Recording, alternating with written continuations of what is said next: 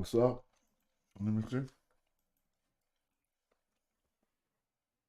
I don't want to have to stream with my lunch right there, but I'm gonna kind of be, I guess, enjoying and neglecting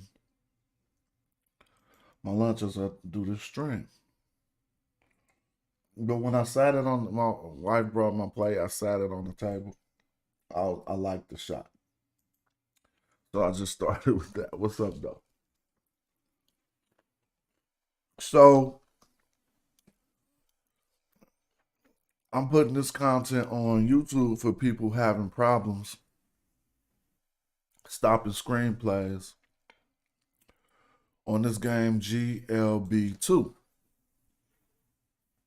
online football game where you don't really play, but you build players and you put in strategies for your teams and all that good stuff. Well, if you, I've been with this game since season 2 of GLB2, and we're in season like 68. We're in season 69 right now. Each season take about 2 months. So I've been playing this game for a while, and I've been playing the game before it, GLB1, where it wasn't even. If I go to GLB Classic right now, watch this.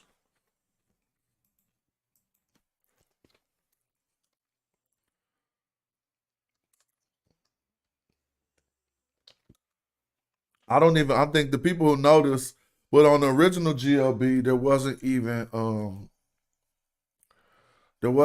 you didn't even get to see your players. You just got to see dots.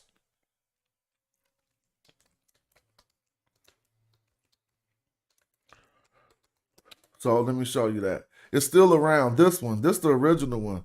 I don't know if this game crashed too, but if I go in here, we'll see my original old account, dude. I gave that account away to a family member, but this was my original old account where it was Smash Rock Well, right?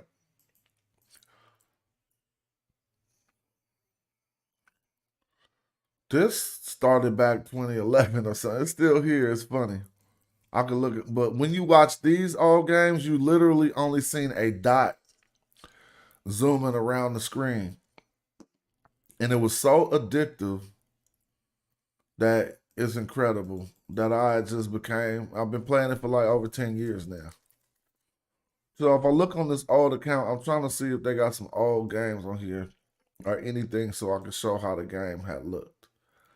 Like just imagine a circle dot X's and O's and your X running to a certain spot. Anyway, they updated it, came out with GLB2 to where now you can actually see the games like this. It don't look like X's now. You can see it looking like Tecmo Ball. Juju, what's up? Why you in here? I'll be having to stop and go get my kicking on for a minute. But you always welcome. I wasn't saying why you in here like that. I just didn't know what would pique your interest about a video like this. But shout out for tapping in. But anyway, so even though we just seen a wonderful completion, they upgraded it. And so now here's something that's happening. Each year, the reason why I showed the length, each year they update the game, or not each year, but each season, they'll add updates to the game. If some things were too powerful last season, they might nerf it, or some things were too weak, they might buff it up or whatever. And you can follow that inside of what they call the change log. All right. So to deal with, here's the change log right now. Something got changed today. See, May 5th. Let me read it. Uh-oh. He slightly reduced the energy loss for moving while carrying the ball or running a route. See, this is an information game, y'all. And nerds like me who like to see the direct results of your information but placed into a football game, you deal with this. Like, it's almost funner than playing chess to me. I stopped playing chess and I play this more because a lot of men and women are at home trying really hard to win these games, and so I like beating people. So what he added on, let me see, on May 1st, blocker tech reduction value on tunnel vision. Skills now scale with the skills level, and it maxes out at 40% instead of 50. See, he nerfed it because tunnel vision was too strong. That means if you built the D lineman with tunnel vision, you'll be able to take too much advantage of that. He fixed the prodigy trait not granting an extra 30 skill points on May 4th. So he did that yesterday. So that means that's why all my prodigies got an extra 1,000 skill points. I was wondering. And he slightly reduced energy loss for moving while carrying the ball and slightly reduced base energy loss curve. All right, reducing energy loss a little bit across the board. That means you don't need as much conditioning. Now, I just built some remarkable players for this season, and I'm not even going to trip. I don't never be the best, but I'm always amongst the best. Like, I'm going to be in the offs with these teams. But since the game got reset, we're going to start dealing with what happened last season. So last season, he added new screenplays to the offense. Let's go to the offensive playbook. Go to my playbooks. This account don't got any playbooks, right? Because I just like account I just get. This is the one I started with 20 years ago, or 10 years ago. And when GLB2 came out, I made another one with Smash Rock. But what I didn't know is that it transfers over. So I gave this just my seed. But how I go right here, you have created, no, that's why you don't see no offensive playbooks here. So if I come to create offensive playbook, I'm going to show you if you go to screens, obviously. I'm just trying to be for the people who don't know. Let's go to pass very short. It's mostly where I put my screens for strategizing. Now, what's happened in the final last season in the change log is Board updated all the screens for various positions.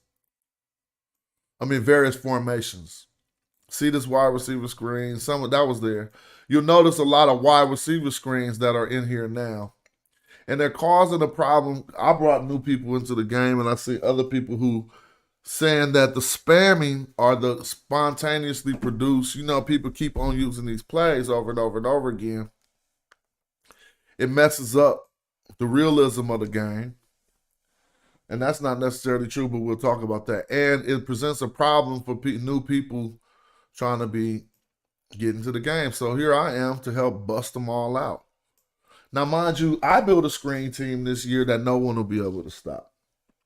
But it's just because of how calculated I am. I've been proving it in the preseason, and I'm giving up my game plan, but I don't care. We got tricks up our sleeve. But here's the deal. We have to understand this game is all numbers, right? If we keep it in the back of the head that we're looking at the graphic user interface for the game. But the way that it could actually work is on a system of numbers. And where we have access to those numbers is where we are the most effective. So think about it. They give us access to numbers in how many locations? Well, that's the ways we can affect the game. So when people get frustrated, they go like a defensive tactic. Say somebody's spamming you. If you're only looking at the graphic user interface, you think that you are relegated to go to your offensive tactics, right?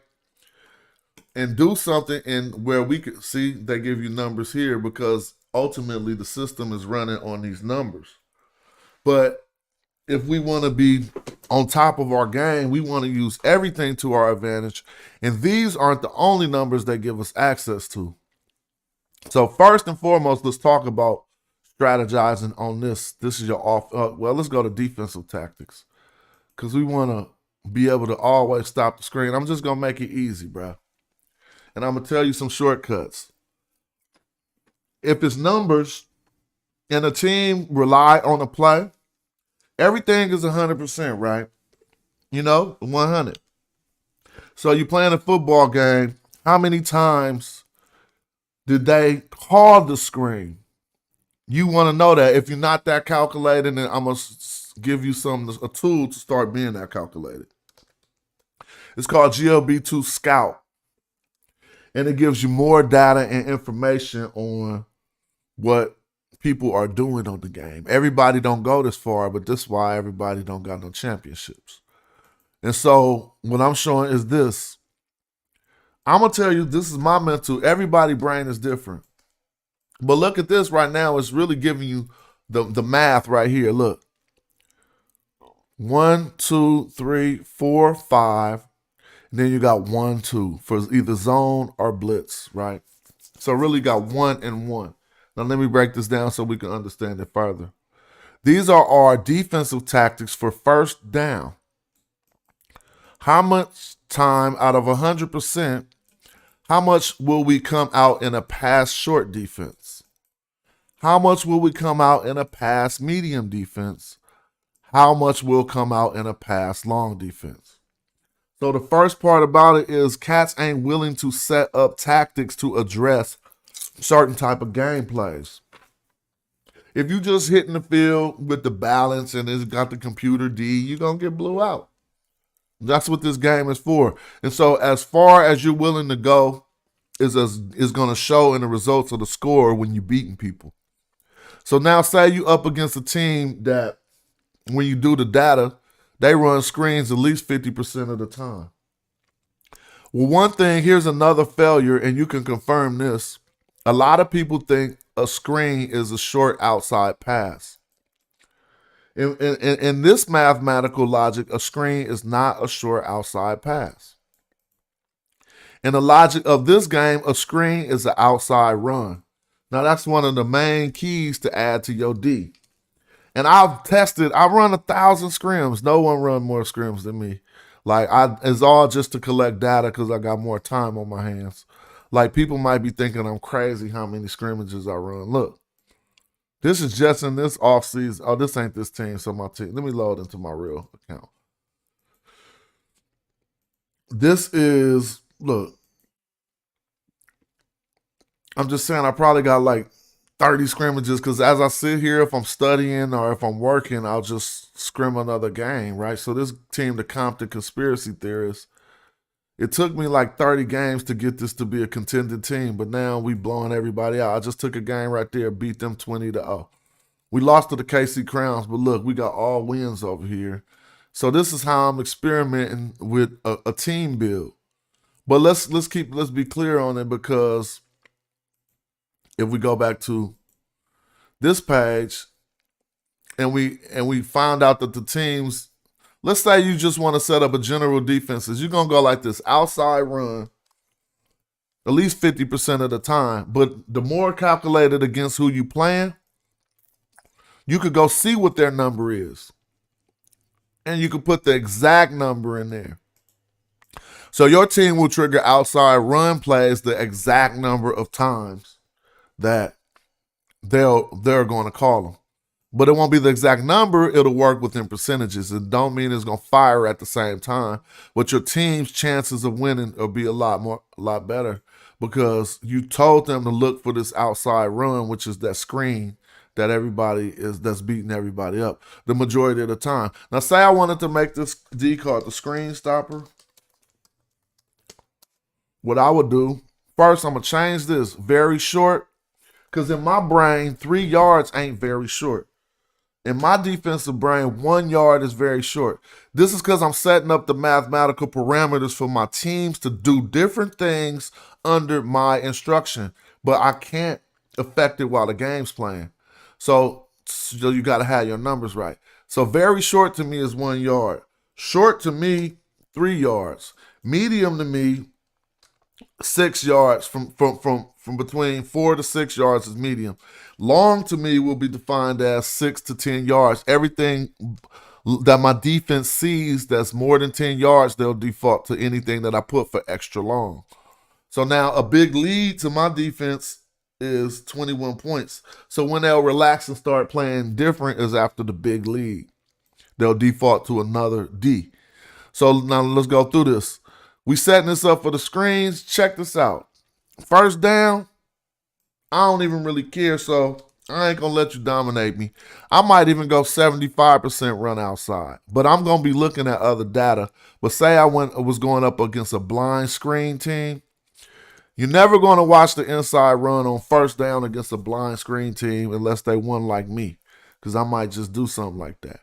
But you're going to calling a run ain't going to give your team.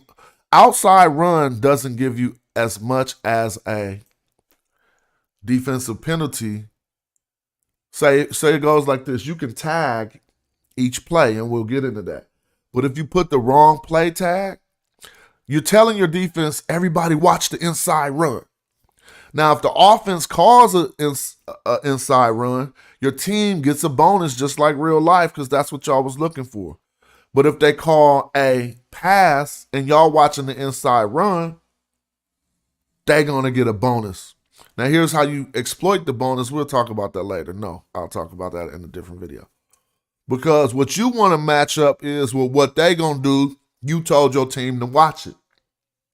The problem people have is they thought a screen was a short pass. So they came to their tactics. It was like, oh, this is a screen team. Let me put 100 short pass.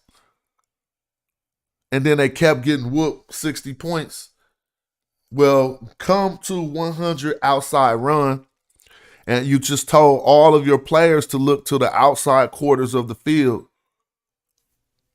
regardless whether it's a run or a play. And I mean, now if it's a pass, it's different, but the difference it is, if it's an inside run, you won't get as much of a penalty as if it was a pass. So it's cool to defer to this over 50% or however much percentage that they're doing. Now, if you run against one of those teams, let's just set one up right now. You're going to run this outside run 50% across the board. Because what you're doing is you're taking away that play. No matter, you could deal with the other plays, but that's not their bread and butter. So that's how you're going to beat them. When they're trying to go to their bread and butter, it'll never be there. So they're going to get more third and longs than actual. And if this is a third and long bailout play for people they really crush, they'll never get a first down ever. And so that's how people be failing. But this ain't even half of it.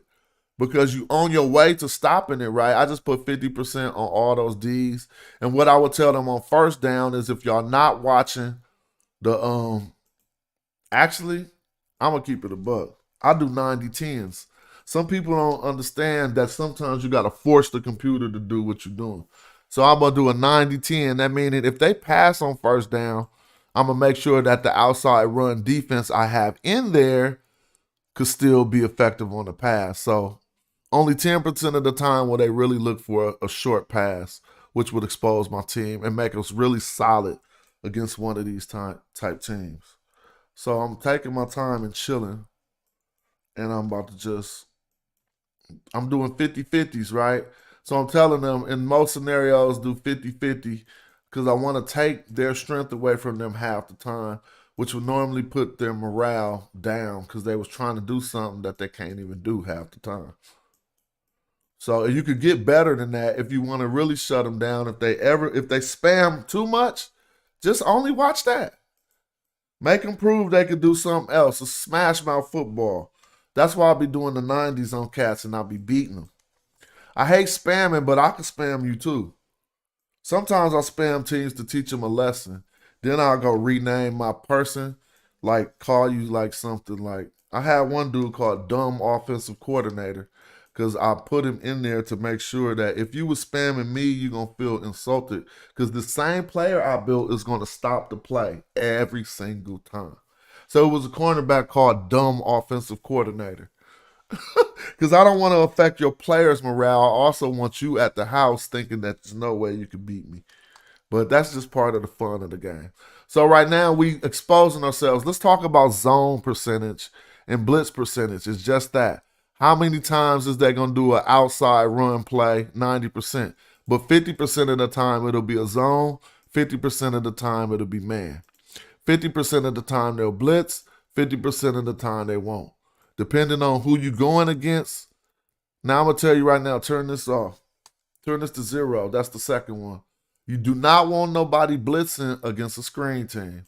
So turn them to zeros. And I'm gonna use this defense, by the way. Let me just check it out. So yeah, they can run up the middle on it. They won't really prevail.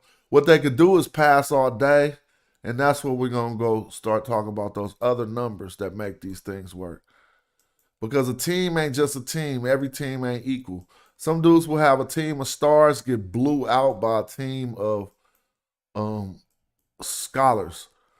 You know, they got different attributes that you can give that help affect your player. So excuse me, it's taking me long to clean this out.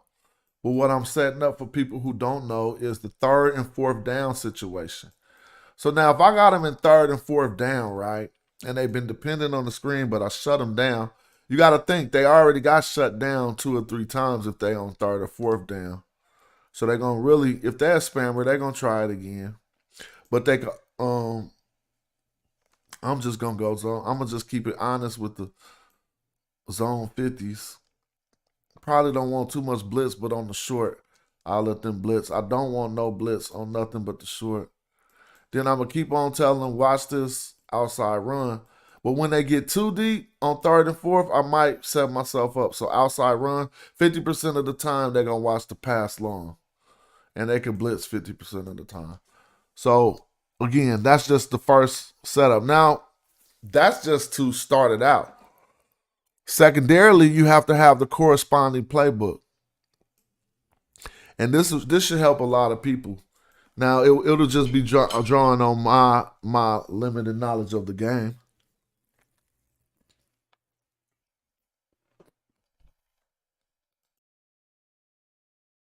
Hold on 1 second.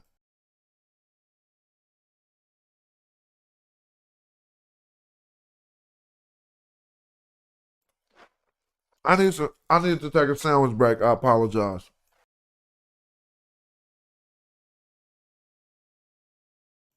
So I'm gonna just help people who now you got to make the corresponding playbook, and it's called Screen Stopper. See, your tactics won't recognize your plays unless you have them lined up together. Let me show you what I mean. If I just told my tactics, which is the defensive coordinator, so to speak, to run this when the game is playing, he has to have a playbook that makes those tactics work. So in Screen Stopper defense, we're going to address 2 wide receivers. So I'm going to open up. The most knowledge you can get, the better. The most information you can get, the better. And you try to make sure you got everything undercover so when you want to bet money, you don't feel nervous. You know that you put in more than somebody else. So what I'm going to do is go to my playbooks. So these are just some of my playbooks, but I'm going to go create offense. So first, if your team ain't doing this, then y'all don't look at tape. Y'all don't do everything. Y'all just ain't crazy as me. Y'all don't got enough time. So shout out to you. But I'm going to do it for you. I'm going to go to screens, right? First, let's identify the hyphiest, the screens that people is excited about and presenting problems to people. It's single back big is one of them. And let me talk to you about why. And this is what's happening to a lot of people. No one, not too many coaches, not too many defensive coordinators in GLB. And I've been getting over on this for heck of long. No one watches the outside run on 2 tight ends, on a 2 tight end set. Not too many people. A low percentage of the defenses. You have to use that to your advantage. And so they put a wide receiver screen in here where you have to tell your defense, watch the outside run in order to effectively stop it. That's wonderful that they did that to the game because every team, and I can show you the data, because see, people don't know. If you got the data, you got the data. It's because every team, the majority of the teams, I'm going to just pick any team and watch this. They're going to be in, let's just see. They're going to be against 2 tight ends. they're going to be in a pass defense at least 60%, 60 to 70% of the time. I'm going to go to Team Scout. Just any team that pop up that I scouted before. Shout out to y'all. I don't mean to be exposing y'all. Oh, this team don't even exist no more because it was a team from last season that I scouted and everything got erased. So let's see if I can find another one that does still exist.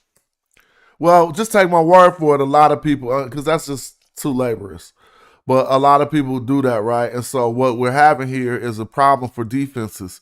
If the threat of the deep pass from this is so tremendous that you got to tell all of your defenses in this formation, which would be to watch the deep pass, then you set yourself up to not be able to stop this screen.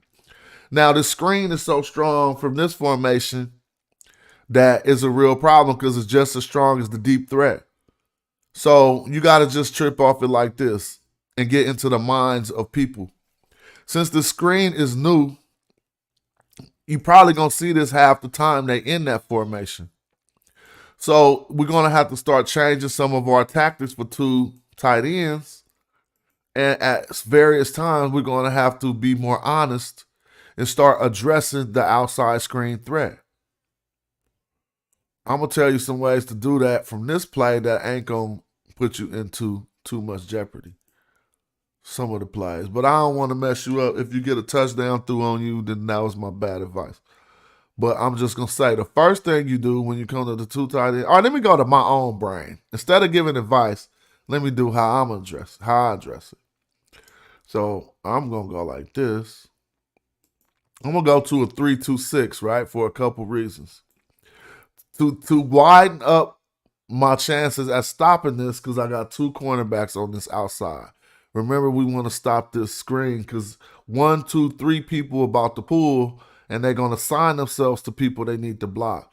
So if I got another person over here, that's taking away one of the offensive assignments already.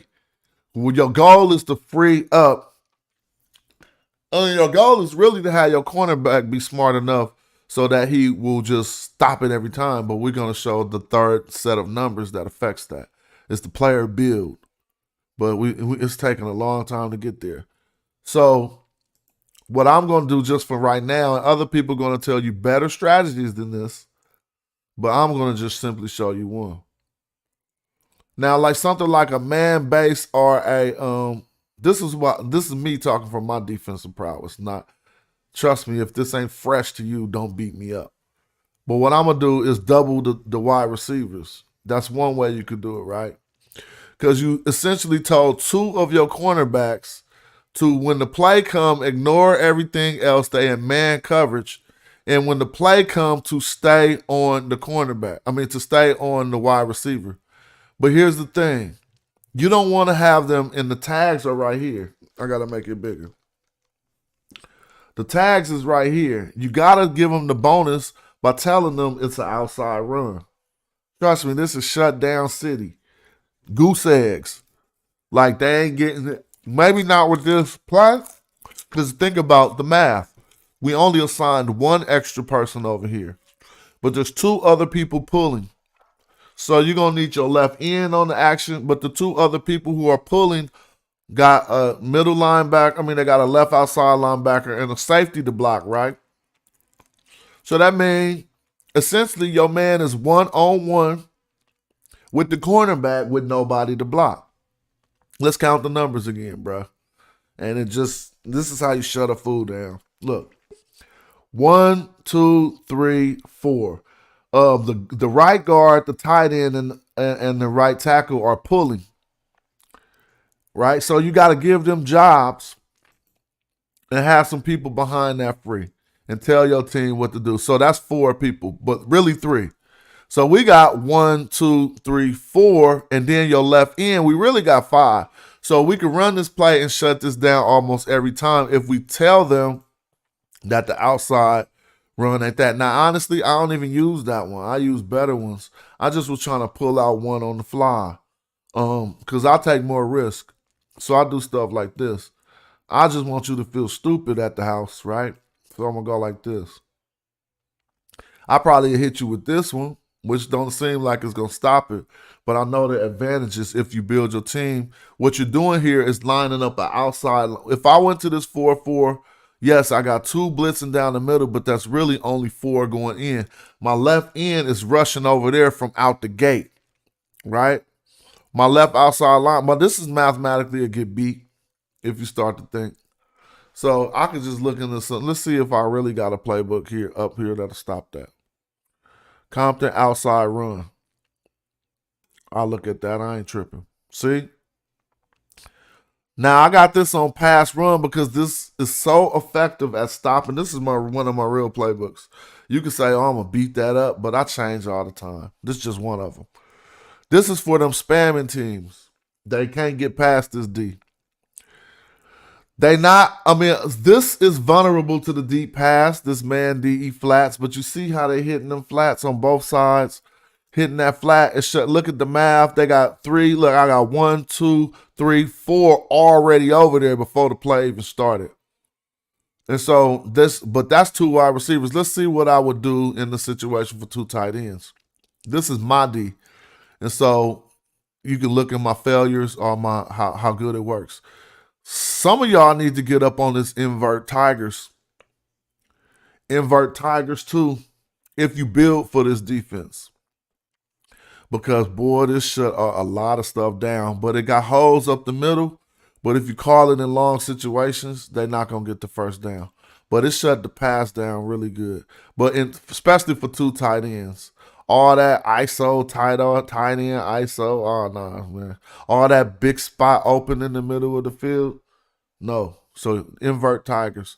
But we's talking about stopping this outside screen, and believe it or not, this ain't that bad at it. But I got my plays in there to address it. Now notice, this is Compton outside run. But I told my team to, look, stay honest. I didn't tag, pass, or run because of the deep threat from this play.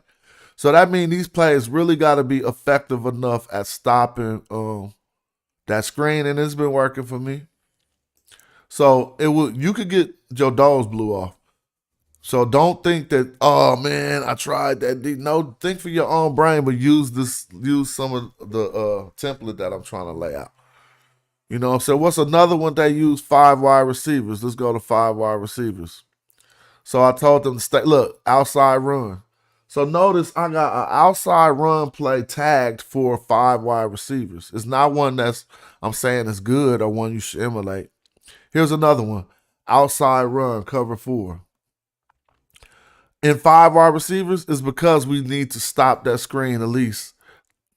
You know, that. So that's part of it, and I'm going to segue over.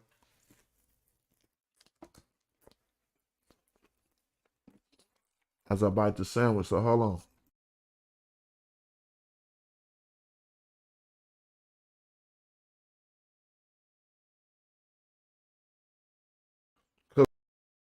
One of the other strongest screens that's giving people a lot of problem, and I use it a lot,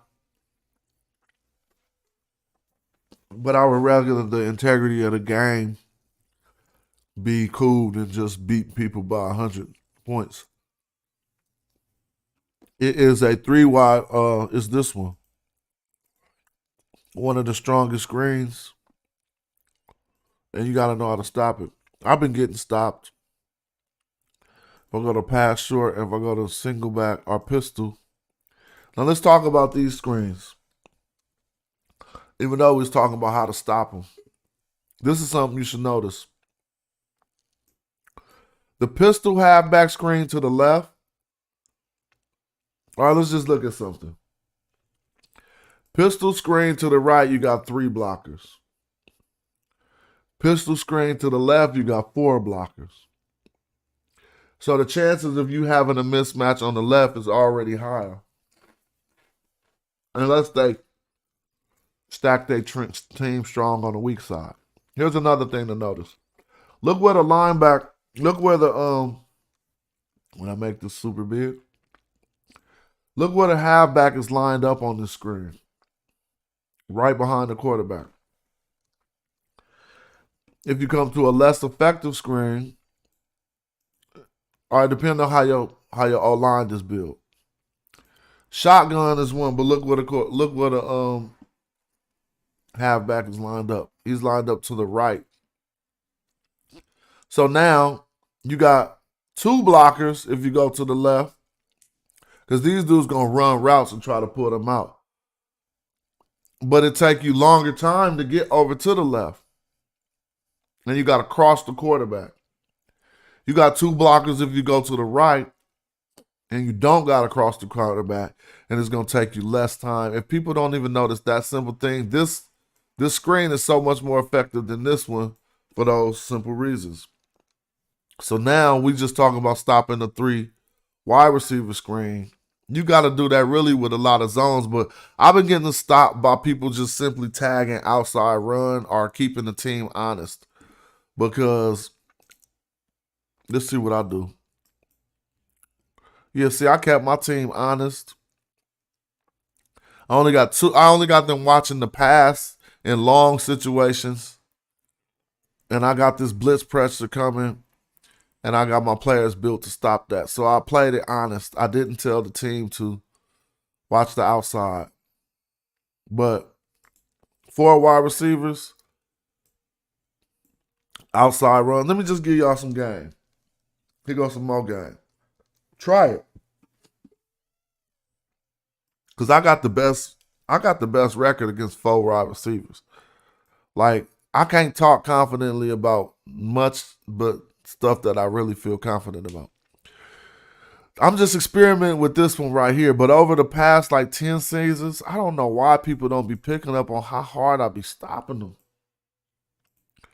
Cover 1 buck tiger, dog, is stopping everything in the 4 wide receivers. I mean, try it. And then I'm going to put cover 2, but this is my favorite. FS Tiger. Don't be one of them teams that think they're going to run up the middle with a hat with only 5 linemen and no tight ends. So if you want to be really strong against this defense, I don't know about the screens, but sometimes, like, it helped me get up to speed with the Grape Apes right here, this defense. Because 3 or 4 seasons ago, they used to just run right up the middle every play. I'll start checking them with this. But what I would do is tag outside run in case they're going to do the screen. And my 1, 2, 3 people and even my left end would still be cool enough to get over to that corner. So, I mean, there go some of those basics, but we got to talk about the last set of numbers that affect being able to do this effectively. And they all need to work together. And I'm going to recommend this. If you're building a team, do not build your players before you know what type of team you are. It ain't going to make no sense. You're just going to have to do a respec. So what you should do on GLB2 is what? Get your team, then build your playbooks, because you don't even got no players yet, see? So you can effectively, this is how you build a real powerhouse team. You could effectively go to my playbooks, and I'm going to go to, now I really advise people to pick like 5 strong plays. I'm talking about in each formation and based off that. You don't want to only have those in there, but when building the team to a way that they're going to smash people out, let me show you something. One of my builds I'm trying to do. I'm trying to do it right now. I've been having this idea for 3 seasons, right? I tried it two seasons and I haven't been able to build this team right. But right now, I think I got it with one of my teams. But since I'm giving up this information, I might only employ the strategy ever so often. So this is the play that not a lot of people use on the game. Not a lot of defenses are ready for it. It complements the offense that one of my teams run really good. And what I'm doing right now is building a team that can run this play so goddamn well that you just gonna be ain't gonna have nothing to do with it. Like it's just so what happens here, and then I'm gonna illustrate it. What happens here, we see the quarterback is play action, acting like they running the ball up the middle. Then he gonna waggle out to the right and see what's up.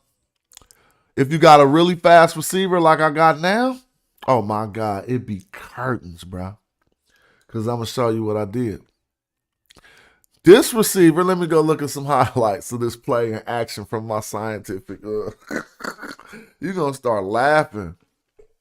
So hold up. It is because not only now that I identify what I want this team's strengths to be, I can build the team to be very strong at those plays. So much stronger because other people ain't thinking calculated like that. So people making they people be general and basic. Oh, he needs to be a shutdown defender who got good man coverage. No, that ain't how I think. So just for the record, thank you. Just for the record, I'm going to and I ain't trust me, I'm chilling. I ain't tripping off live viewership. I just do these live because I never would do one not live. Like I wouldn't just turn on my thing and do it. So shout out to y'all who interested. So here we go with the now for me, this is what I am thinking. For the type of team I got right now, my priority was to build a run blocking tight end on this. Because what I have managed to build this year is the best running quarterback that you will ever see. So some people be trying this every year, but I'm smash rock and I want to try this year, right? I stopped playing Madden in order to play this game. I'm backwards, bro. Because if I'm playing Madden, I got to hold the joystick. But when I'm playing this, I can just go like this, get back to my work. Because the games, once you got your strategy set up, you don't have to do all this. The games, you don't play them, you just simulate them and watch them. So I used to be good at Madden, but I ain't any good no more. If you like the strategy side of Madden, I would ask you to try to see if you like GLB. You'll like it. So look, this is how crazy this is if you really want to be dominant. One thing I know about this play is the problem I have is the typical quarterback doesn't have enough footwork to avoid the because a lot of the times when you roll out like this, three things gonna happen. You're gonna have these really fast D linemen that know how to get in on this, and they're gonna knock your quarterback down really quick, right? So what I had to do was build a right tackle that despite the rest of what my team scheme is, he ain't going with the team scheme. He's a true pass blocker, 100% with no run blocking skills. I'm talking about I put all of the attributes into that. And sometimes people tell you not to do that, but then you can do what you want. Excuse me. Hold up.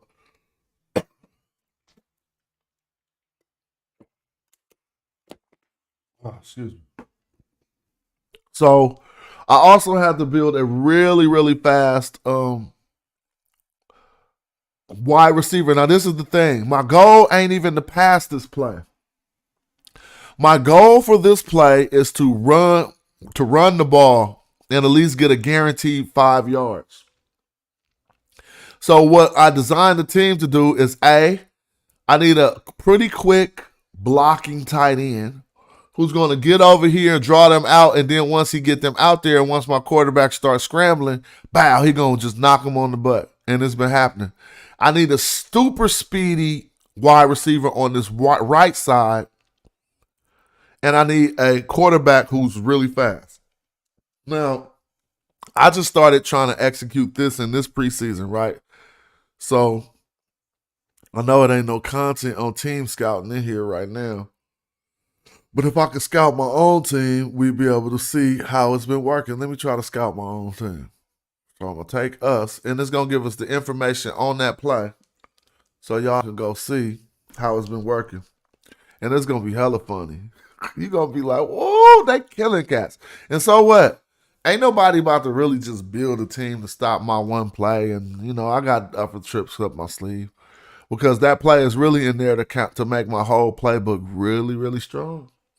It's to give me a threat of the run out of a pass formation. So first of all, we in the 3 wide receivers. You're going to be tagged for the pass the majority of the time. If you tag for the run, the quarterback is going to throw the ball. So it make it kind of hard. But right now, we're going to see if they can bring up the data on my team in the current season. And while they're looking for that data, I'm going to keep talking about it. So now, here we go. So this is all of the games that look at all of these damn scrimmages, dude. I probably played like 40 scrimmages in the last 5 days.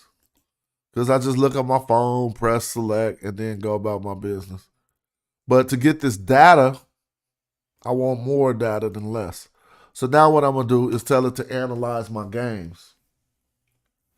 Yep, it get real nerdy after a while. You think people beating you is just beating you? They got advantages.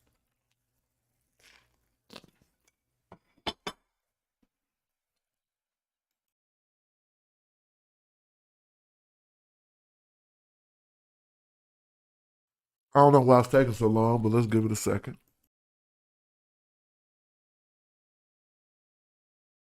All right, let's see what they came up with.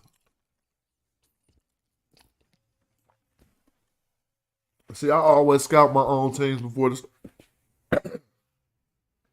the season starts too. I'm trying to eat and talk. I apologize. Hold up.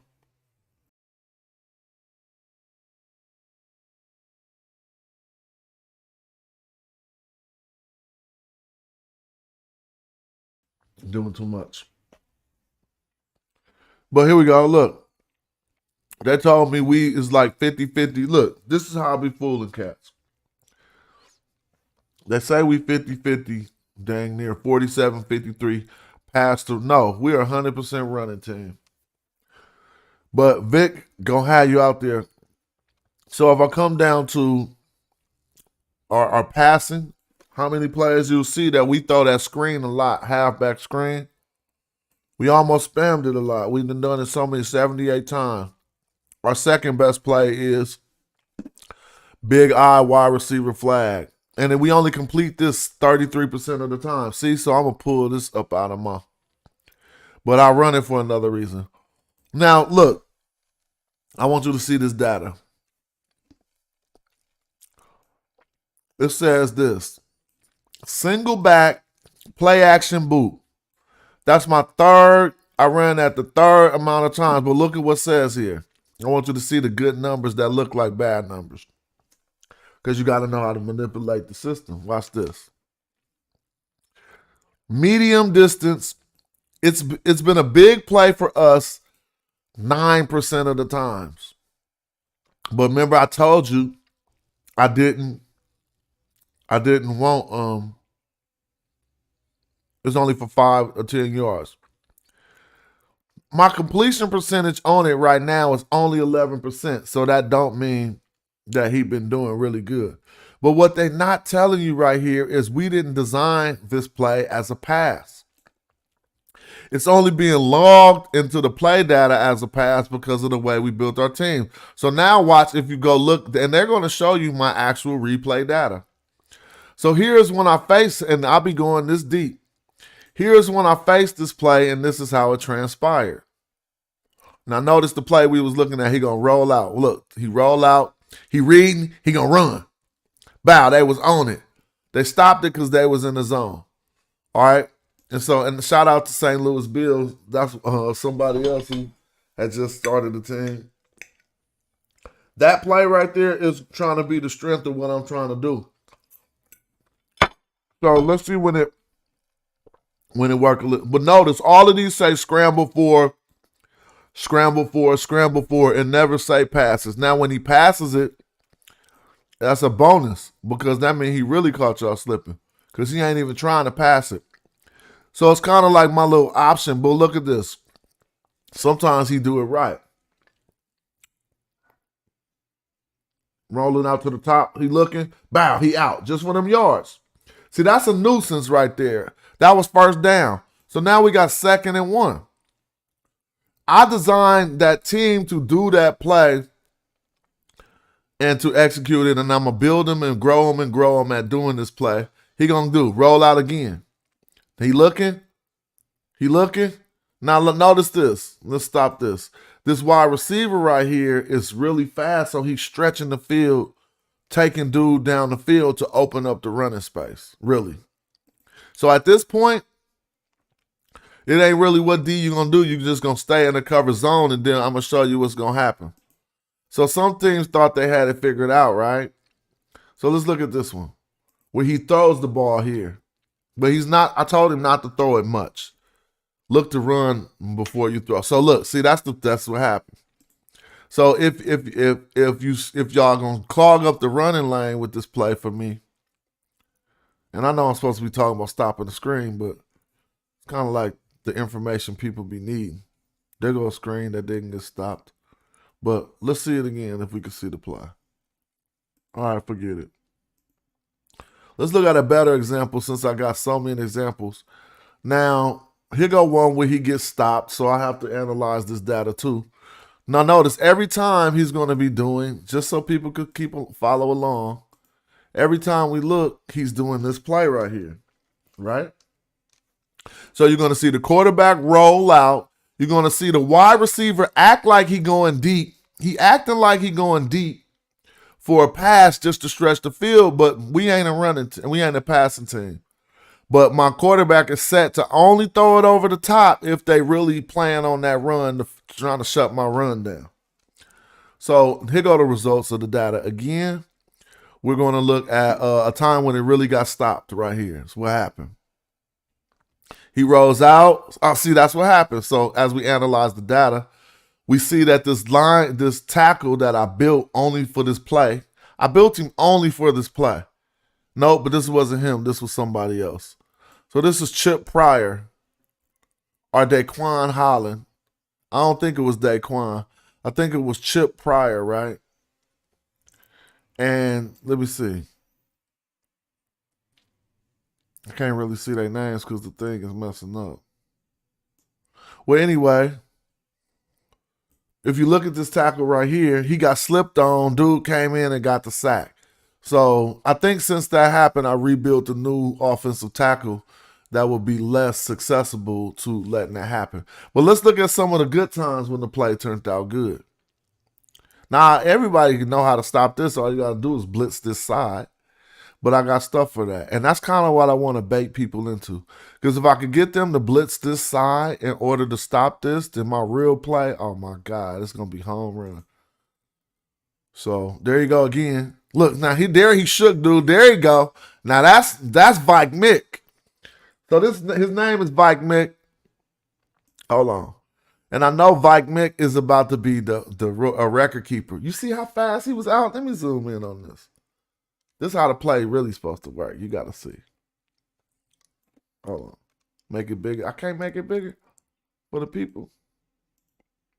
All right, forget it. You got to see Vike Mick in real speed, in real time. Reset. Yeah, so what? You just make up stupid names. It's just a game. Let me see. Restart. All right, so watch this. We're going to watch the play unfold the proper way. There you go. That's as big as I could get it. So here go the difference in this play. This tackle is going to hold the block so good. This dude probably going to fire off with a first step. So look, see, you watch this game in ticks. So each one of these is a tick. So I got to zoom in really close so y'all can analyze it the way I'm analyzing it. Hold on. Let me try to get it bigger. Big enough to see that each tick make a difference. At least this is best as I can get it right now. Look. So as a slider at the bottom of the screen, I'm going to be sliding along, and each represents a tick. So the ball just got in the quarterback hands right now. Notice, ain't nobody moved yet. But so snap reaction ain't even clicked in like these 1, 2, 3, 4, 5, 6, first 7, 8 ticks. So we're going to see who the first dial. So you see 2 of my dudes got off the line first. Blue Edwards and Stinson, my left guard and my center. Now let's watch how this play really gonna work. I don't want him getting off the ball hella quick either. I want him to have hella power. My tackle, my right tackle. So let's see how this transpires. We're gonna step now. My man stepping back. No, now the first special ability that fired was one that should have helped this right defensive end tumble over my tackle because his tunnel vision kicked in. It gives him if he got 3 stars, it gives him an extra 15 to pass blocking. But I built dudes so good that obviously it ain't working. Look, see that tunnel vision ain't working. So watch what happened. He pushed my dude back enough to start being able to make a move on Vike Mick. But Vike Mick so quick, look, he built this way. So Vike looking to see is the play open, just like I told him. He see dude running at him, but he know ain't no way in the world this fat D lineman is going to even touch me because I'm Vike Mick. Right? So the field is spread. Look, LaShawn Kadesh, even though I fired him already and rebuilt somebody better. LaShawn Kadesh, let's see if his first step kicked in. If LaShawn Kadesh's first step would have kicked in, so right now the only special ability that fired off was that tunnel vision. Let's see what happens. So he starts to come at Vike Mick. Vike ain't scared because dude, there's no way he could touch him. Look, Vike just rolled over a little. Dude trying to adjust. Now watch this. This is the point when I want him to run because you see, I set this scenario up out of my imagination. And I feel that if a team has a quarterback that's really fast and he could get the field looking like this, it's checkmate. So let's see what happened in this scenario when it worked really good. Read, go. See, I'll be at the house saying go. Woo! Look at Vike. Now, that's a problem. That was 23 yards in one play. Now let's see it again. I mean, I got some scenarios. It don't work all the time. They be trying to stop it. But you analyze why it didn't work. He still got 5 yards. That worked, bro. But it was 3rd and 17. So, now I got some that's going to make you say, now when it really go down, but first let's keep looking at this. Even though this ain't got nothing to do with the outside screen. Look, see? Vike Mick could throw too. That's the problem. So if they start playing on Vike running too hard, he's just going to toss it over the top. Now, this scenario right here, you would think it was, this was Danger Mice. So this ain't even Vike Mick. This one I had Danger Mouse. So where the data at? Because I threw a deep touchdown with this play once. I think I did it with the other team. I think Vike Mick is yet to throw his deep touchdown with this play. Let's see what this go. That was that 23 was saying. So anyway, let me get out of that. And what I wanted to say was it's kind of like a process of going into the player builds. I guess I was talking about that and it led me into there. So when you go to players and you about to build, let's create a free player, right? First of all, man, this is where people mess up on the game. Do not be married to none of them builds. Man, you better kill that dude. If he come on the field looking crappy, your build don't work. Now, if you want to be like, I'm going to make him better, okay, cool. You can do that. But you're going to be wasting time in your fun life. You might as well kill that, fire and retire, and come anew. So, some of the best players we can make are called superstars. But as of this season, they added 2 new skill traits, prodigy and hidden potential. And they cost you less contract. So you could be a prodigy with hidden potential and it's better than almost a superstar or just right up on it. But getting back to where I was at on this play, right? No, really, I want to go to a cornerback because we was talking about stopping the screen. So say this is how some of my cornerbacks look. Particularly, we got to remember something. This is your rookie season, and the teams and the players are going to grow, right? So if you immediately want to be getting some results, you build towards the meta for that season. What most people doing, right? Like you ain't if you want some results. If you want to build just long term, like eventually once we're veterans, we'll be better than everybody. Then you're gonna be getting taking a lot of L's. So as you do that. So right now I know the meta is those outside screens, meaning that my team might be facing that problem more than 50% of the time. And outside runs. And so if I'm building a cornerback here, choose position, this is where people mess all up.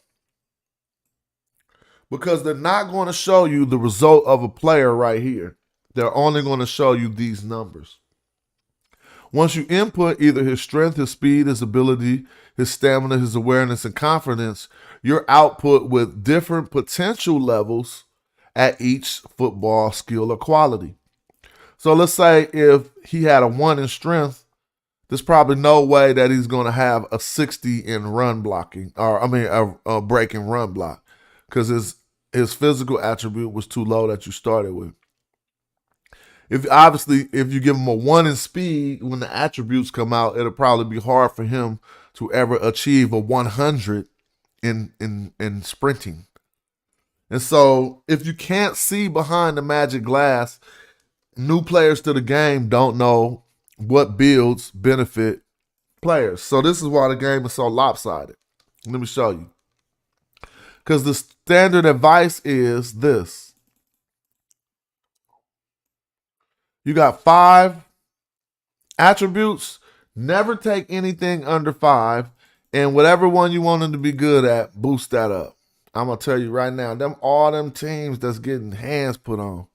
Yeah, it'll keep you in the game. It'll keep your team at about 500 or over, because you're playing with a lot of other people that's doing the same thing. But those great teams that's blowing you out by 50 is not doing that, bro. That's like little kid rules. And so if you're scared to break the rules, you probably won't get no different results. So I'm going to show you. For my cornerbacks that I be shutting that down with, because I got a little bit of, I'm going to take y'all to a tool, right? We're talking about the screens. Understanding what each attribute gets out of the player is key. We're going to go over here to a virtual player. We'll click a cornerback, and now they're going to show us the results of the cornerback we're about to build before we build them. Also another advantage, yo. That's why I got a lifetime account on this, because I will be playing this for a lifetime. So look, I'm building a cornerback, right? Now what do I want him to be in my head? We having a problem with this outside run. So all of his special abilities is going to be something to help him address that.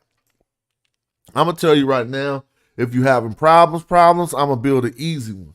But I don't like the easy ones. Sometimes they be too cheesy. Like, I don't want you to get stopped by a contain expert every time. That just make the game boring to me. I like to find other things, but I'm going to show you some of the easiest ones. So we building a cornerback, right? If he's dealing with these screens, I'm going to start with his physique first. At least 6 foot or above, just for me, right? Because I don't want him getting toppled over, right? I mean, he could get toppled, not be toppled over short, but he going to have this blocking wide receiver to deal with. So I'm putting about 6 foot, 205. You could go as big as 6'3", or you could go as small as 5'8". I use smaller for different reasons. Some of my defensive ends are 5'8", dude. Because, hold on.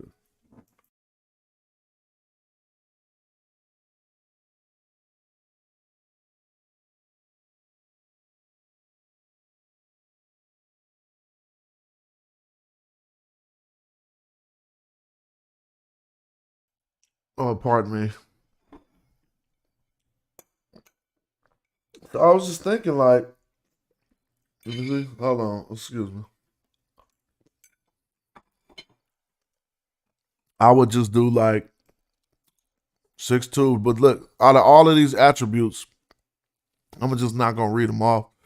I would probably, if I wanted to do really one of my super stoppers, I would make him adept.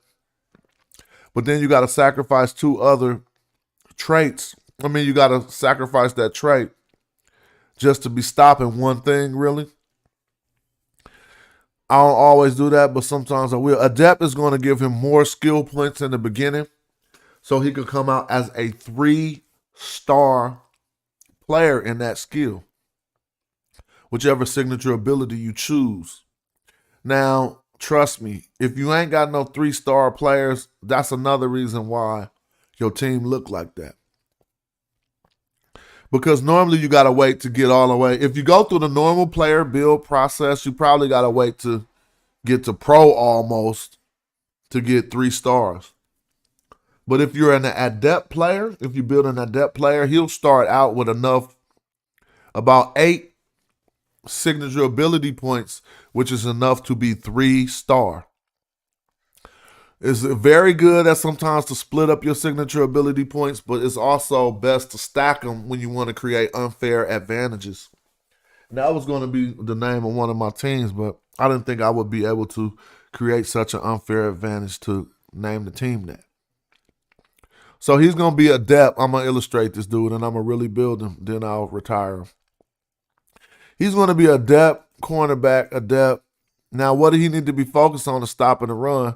So I want him to either be see, if I choose brick wall, he'll get a negative 8% on his hold ground. And he'll get he'll get minus 8% on hold ground and minus 5% on what it costs to get power tackling. He gets a bonus of plus 3 skill points. But hold ground, I'm cool on that. He don't really need to be holding ground. He needs to break tackles. So if you want to get pancakes and if you want to push the receiver that's blocking you down to the ground, you're going to go with brick wall and get some hold ground. But this is what I do. I'm going to go to like meathead, right? That means he's just one of them type of people. But look, his toughness goes down 3%, intimidation down, his power tackling down, his pass rush power down. Maybe I wouldn't do meathead. I would do the other one. It's called something just like a meathead. Is it a dominant? I don't know. So I'm just going to do this just for the video. I'll do brick wall. And is it fearsome? No. Fumble creator. Well, you're going to look for the one that helps him break, run, blocks the best. And I don't feel like going through each one. And sorry, it's not in my memory right now. Is it? Where's the one to help him break, run, blocks better? But this ain't it, because you got to match the essays up with his attributes. And then you're going to be off to the, and then I'm telling you, somebody try to run that screen on you, you're going to be laughing. So, as I look through this and I want to hurry it up, I'm going to make him a adept, because that's all I really need is adept, so he could be 3 stars at what I'm going to give him. A brick wall, so he got lower hold ground. And lastly, to suit this purpose only, not a man specialist, none of that. A meathead, was that it? I tried that before, huh? Pass rush power, nah. All right, forget it. We just gonna make him a workhorse. So that's gonna give him more conditioning. Right now, we got these boo-boo numbers, but we want to break the rules and get these numbers looking good. Only in the categories that we need him for. Don't ever try to get an all-green person. It's not going to work. So I'm taking his strength down, taking agility down, taking awareness down. I'm taking everything to 1 to focus on what he needs to be. Taking the concept. This game is called Goal Line Blitz. So I shared the link. It's GLB2 is the link. And it's not even on the system. It's an online multiplayer. So I forgot to mention that all of these players we're talking about are real people in the world. So when you shake somebody, it'd be funny. Because I was like, damn, you at the house building that weak-ass player? My dude just came through like this. Touchdown. No, so me... I'm crazy, and I got like 100 players. So I'm more like a player agent. But some people just get on, make their player, and try to get a contract and get to the league. It's called GLB2. I'm about to share the link again just real quick. And I don't mind putting a lot of time into this game. You'd be surprised. Because it helped me get my mind off the stuff. If I start getting, people, I'll be like, no, let me just go chill. Hold on. So right now I'm looking for, hold on. Let me do this real quick. So I can make sure everything is okay. Because I'm trying to share the link, but I got to pull up a video. And, I was tripping. Okay, here we go. And I'm going to get right back to it. YouTube. Hold up. All right, here we go.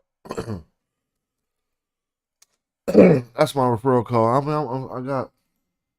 I'm trying to eat and I ain't got a clear throat right now. I apologize for that. But let's get back to it. Oh, so we was on this crazy build, right? We was over here. So now I took everything down to one because I break all the rules. Forget what they said. You only want green on what you want it on. But I will tell you the categories that you need to watch.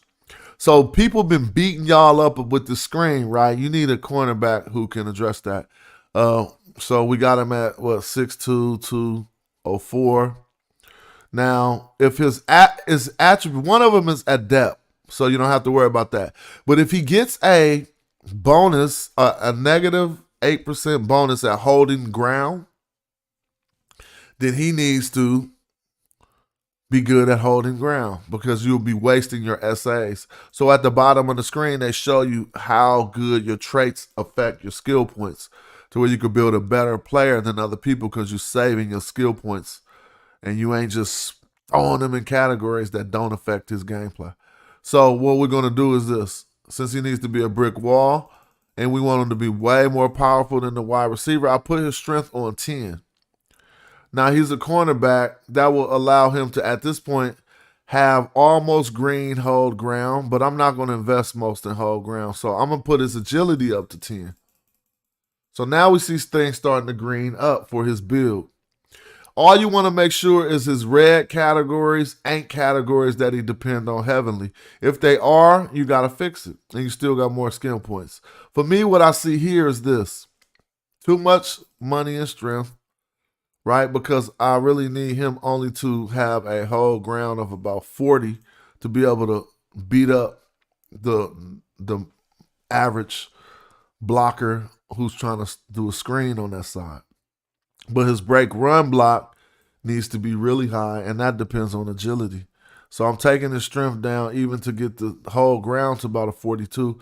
His agility is on 10, and he only got a 62 in break run block. So what I'm going to do next is promote his confidence. So if I start, now look at his break run block at 62. Let's see if his confidence is going up as he becomes a more confident player. Now other things start to work too, but his main attributes are quickness, which still means he's a good cornerback. Vert is overdone. Let's take some. I can't take the agility down because I need him to stay at this break run block. Remember, we building him for a particular purpose. So break run block, hold ground, and balance and pursuit are going to be the keys to him stopping the screen. Pursuit is very key because this is what people mess up too. Read what pursuit does. It don't mean just chasing people. It also got to do with how much your player get faked out. See? So about 10 seasons ago, maybe 20 seasons ago, when he added single back play action screen, single back play action, you could throw it deep to the wide receiver number 1. Everybody was doing that play over and over and over and over and over. It was beating everybody.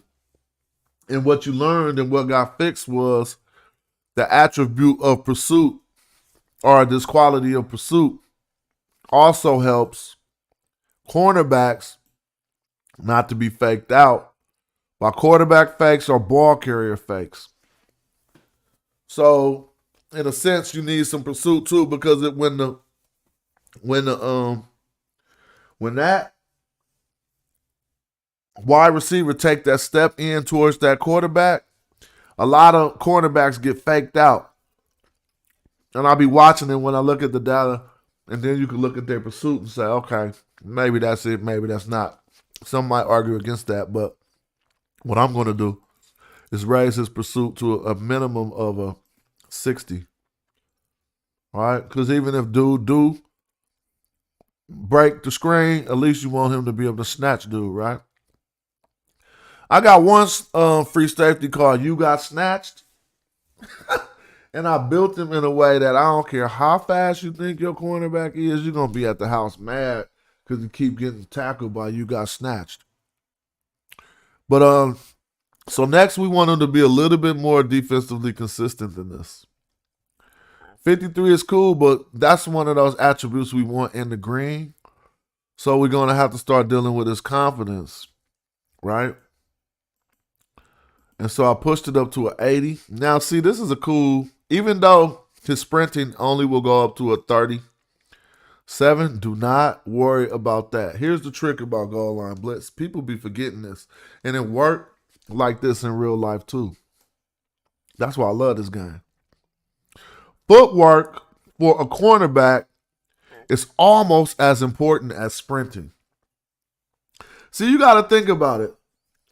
How many times do the cornerback really got to sprint? And it's a foot race without no contact or nothing. If he get beat off the ball, he got to sprint to catch back up. A lot of the times that's not going to happen by you just having in the attribute called sprinting. It's SAs you got to add on top of that that'll help him close that distance. But let me not misspeak, because I built some super fast receivers this year and they've been leaving dudes by about 10 yards.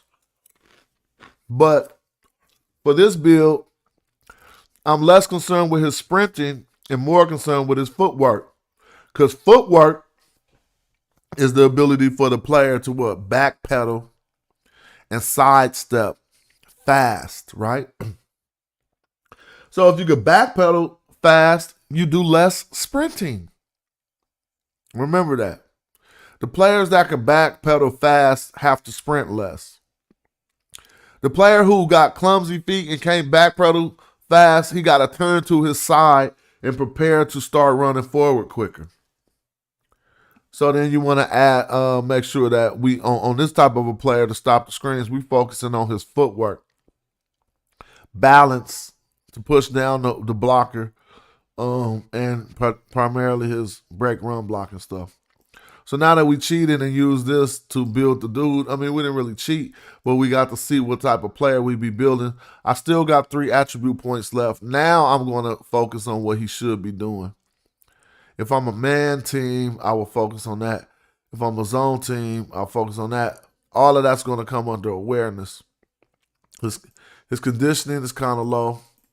I'll go with this.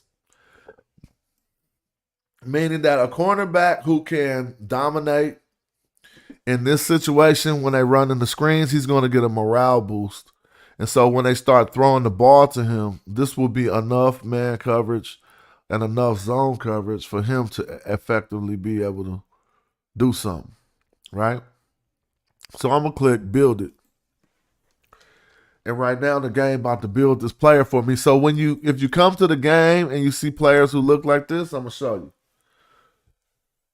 Because they be having this name. Some people don't erase their name just so you can see.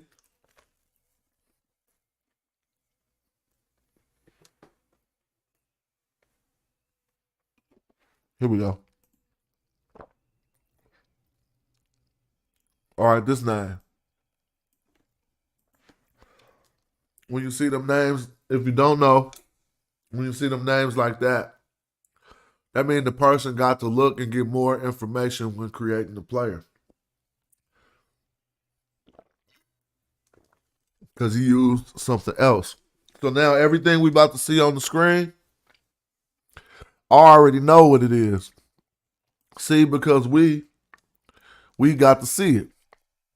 So we're going to look at his tactics. When we look at his bio, he's an adept, brick wall, workhorse. But the work ain't finished here because you can still mess this dude up. Here go the thing. Pursuit 50. Let's read Pursuit. Determines how successful this player is at finding his way around blockers and avoiding being fooled by ball carrier or play action fakes.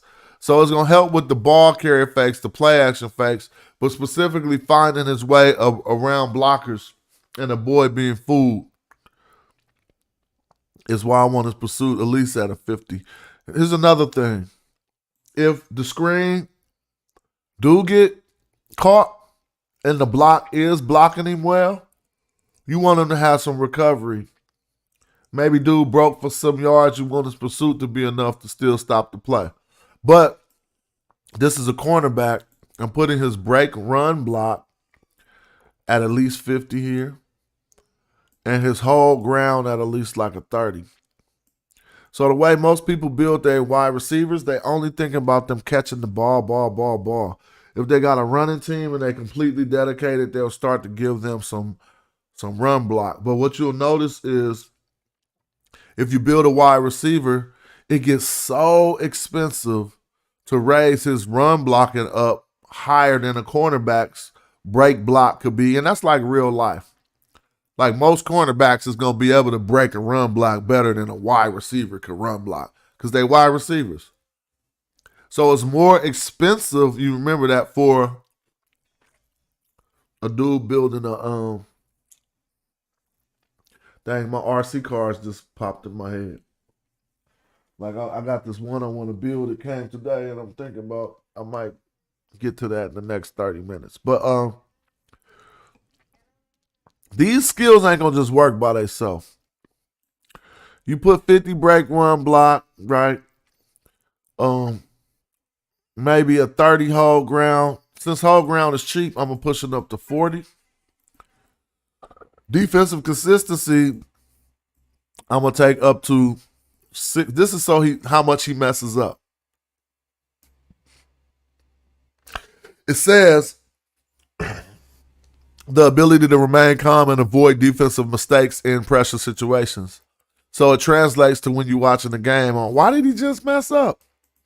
Because he don't got no consistency. So you don't want him to mess up because they keep spamming. They do it over and over and over and over. Right now, he's set up, but he ain't cool. Don't worry about tackling. Don't worry about power tackling. For this build, we stop in the screen because the wide receiver don't got no break run blocking. All right. If you want to start to demoralize the wide receiver, make sure you give him power tackling over tackle technique. And we'll show you how to activate that. But so I'm going to go to about either the minimum line, which is the first line, 25 power tackling. That's going to, because they spamming, right? So let's go 30. So they going to call this play like 20 times. This dude going to have 20 times to hit the wide receiver who's not going to have no heart or no toughness because people don't put those skills on their receivers until too much later. So 50% of the games, the average dude just going to build a play. Ooh, wide receiver, they're going to build him like John Madden. All right, so the more you hit him hard every time, the less he going to want to catch the ball every time. But I ain't pushing power tackling up to past 25 just yet. What we're going to do is get his feet right. So that balance is a 30. That quickness is definitely a 30. 25 vert. Conditioning 30. This is just to me to see how many skill points he got left. We're going to come back and amend this. Now, since he's going to be so slow and he still got some passing situations, we need His footwork got to be big because he has the ability to backpedal and sidestep quickly. So since he can't sprint, he don't need to be able to sprint. And like, you got to be able to build a dude who can backpedal for like 3 seconds on the game. Because facing the quarterback, they got a higher chance of interceptions. But if you don't build your players with enough skill so they can face the quarterback, they got to hurry up and turn around. Then this is how quick he can turn around. See, quickness ain't, look, the ability to change direction quickly. So say you gave him 100 in sprinting but no quickness, the sprinting ain't going to work as well. Because it's going to take him to get like 4 steps, then the sprinting is going to start kicking in.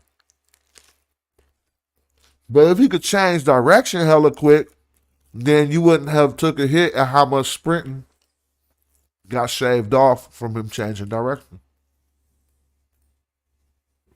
But anyway, for this dude, since he do got to still keep up with cornerbacks, I want him to be able to backpedal for a lot of his route.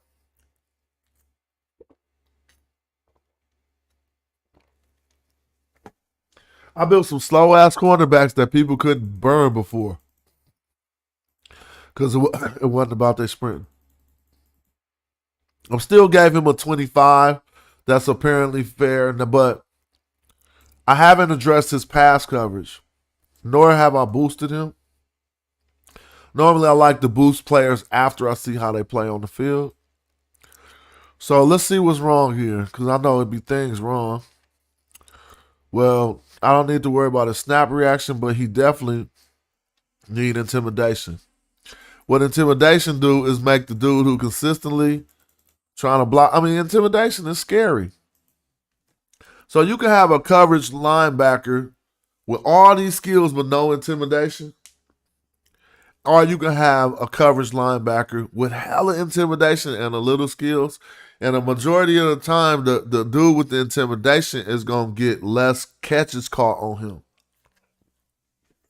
Because how this game work is normal numbers. So intimidation counters the offense's heart. So if you a scary ass Ray Lewis linebacker and the tight end don't got enough heart, he gonna be dropping the ball just because you're in his area, yo. That's what I learned about heart. All right, let me stop eating. I'm sorry. That's what I learned about heart, though. So heart is another secret skill on this game that people don't think they need to invest in. That's not true. So all of your skills that you got on here, this is just from my assessment. People will tell you it's true, though. The majority of your skills you got on here is not going to work at the level that you got them at. You're going to be wondering why I got an 80 in catching, but he dropped 5 balls a game. It's because of the attribute called heart. Heart is what heart is. But this says reduces how quickly the player loses morale from bad plays or giving up points. So when you lose morale on the field, none of these skills work, yo. So some teams just know how to intimidate and not have better skills than you, but they will come on the field with an intimidating team, get 2 or 3 sacks, and your team ain't going to play right for the whole game. You'll be like, what did they just do? You'll look at your morale, your quarterback morale be on 0. So for this scenario, we don't really trip off heart, right? Because we got the advantage. So don't worry about heart. You'll see what I mean. Because most cornerbacks ain't built like this. So this guy is going to have the run-stopping advantage over most wide receivers. Now, all we want to do is scale back some stuff so that we can put something so that he ain't the worst in the world. So we're going to take this break run blocking from 50 down to 40 so he can still, look, now we got his man awareness up to 50. So if we don't do no zone and his man awareness is a 50, now let's see if we can get his coverage technique to a 40. Even though out of 100, so he's still not, but everybody in the world don't know how to build players, so very few people know how to make a person man awareness go up to 100. I mean, all you got to do is put awareness on 10, but I'm just saying. They tell you to do things balanced. But we broke a few rules trying to get some attributes like this break run blocking higher than it would ever be. And I'm going to take his defensive consistency down as a rookie. Still got a 60 in consistency. But in order for him not to be the weakest on his passing responsibilities, we'll take his deflecting up to about a 25. The bottom line, the first star of me. So here's something to consider about this game as well. People be thinking, and this is a trick, 0 in tackling does not mean he cannot tackle, okay? If I had a 0 in zone awareness, it doesn't mean he just ain't gonna know where his zone is at.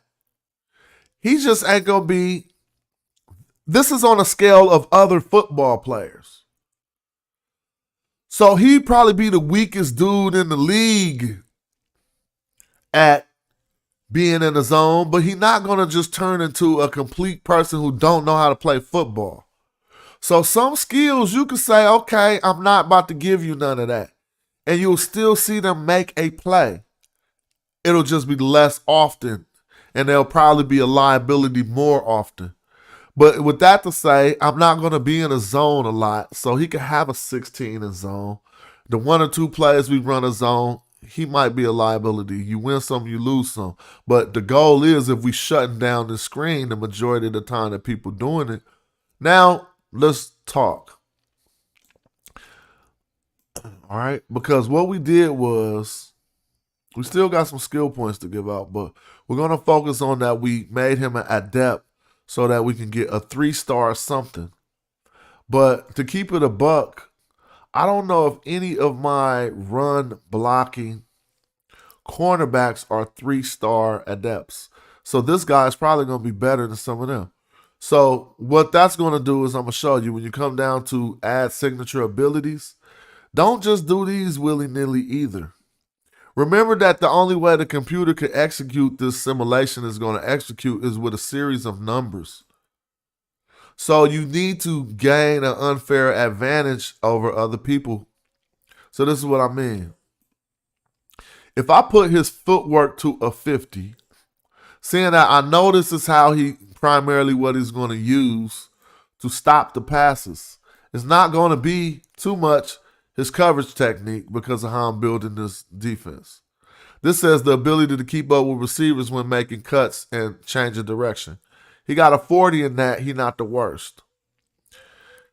His man awareness, it'll be less this and it'll be more how long he can maintain a back pedal.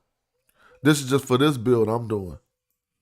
Because I gotta sacrifice a lot of other things to give it to this run blocking. So in my head, he got way more run blocking than he need to stop the screen.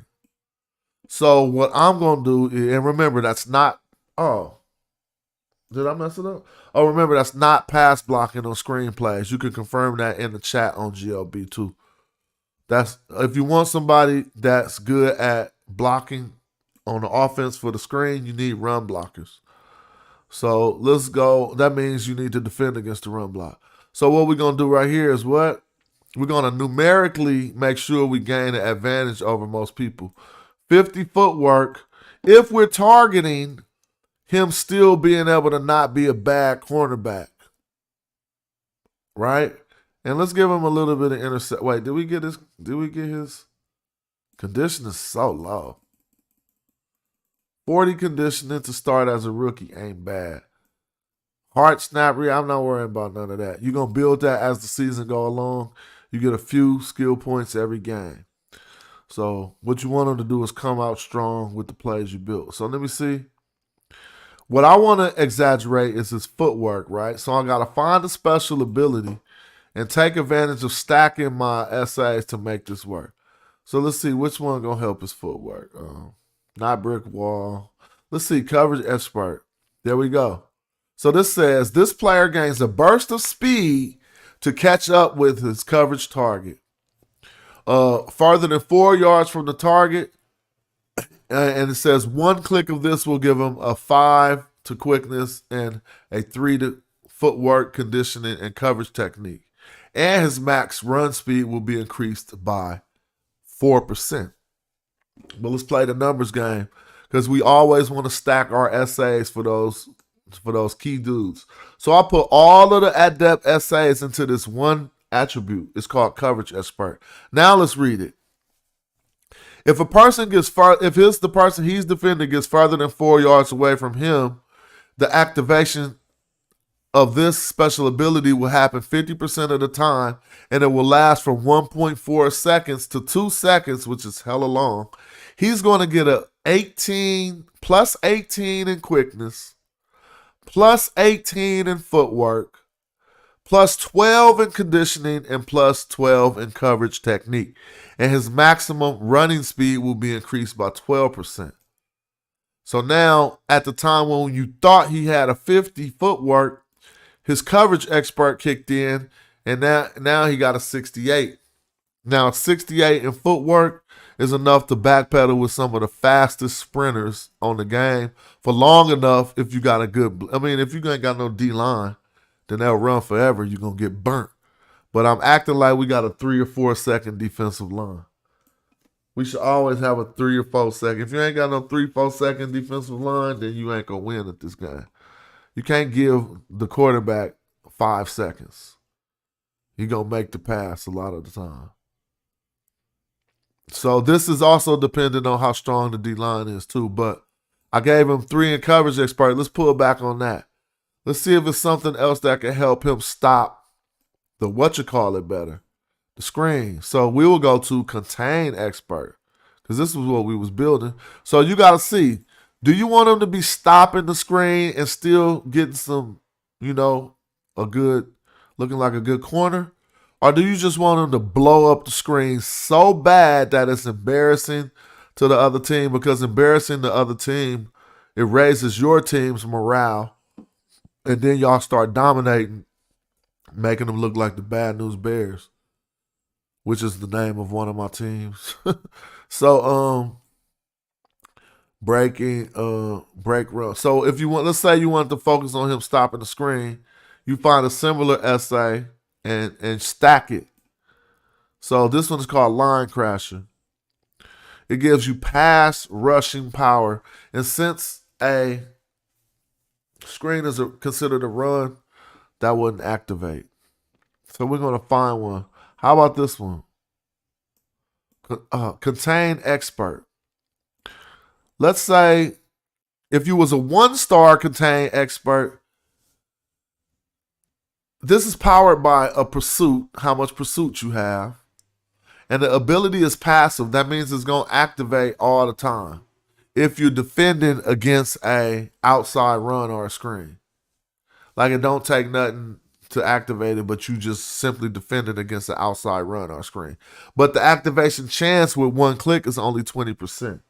It will raise your break, run, blocking, and footwork and balance. Now this is the one we want, by 4%.